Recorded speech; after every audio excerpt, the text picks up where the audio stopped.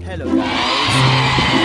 Sa Kalatagan Batangas, as you can see, tayo ngayon sa gitna ng dagat because low tide and masyadong mahaba yung shoreline. Like other seas, other beach na napunta natin, pagka bungad pa lang malalim. Dito sobrang haba ng shoreline. So, dito tayo ngayon sa floating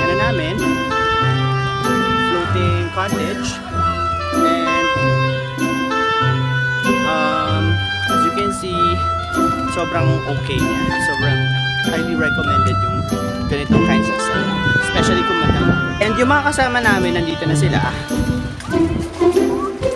As you can see, they look like so wasted because of the water. Hello, say hi to the vlog. Hi, vlog. Okay, this is EJ helping Tala. Say hi. Oh, diba?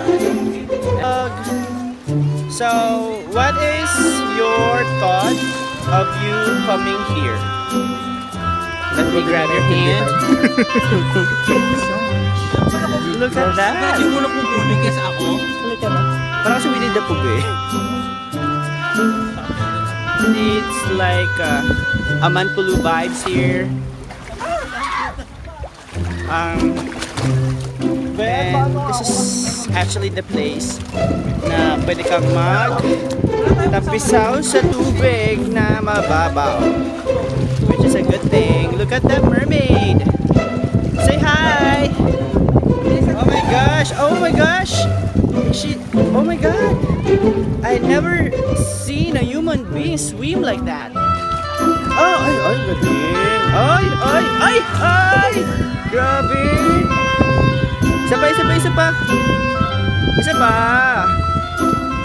Oy, ayun na, ano na siya, nahilap na siya. Ayun pa, nagitin mo. Ay, isa pa. Ay. Have you seen Prince Harry? No, where is he? Ako siguro ito lang.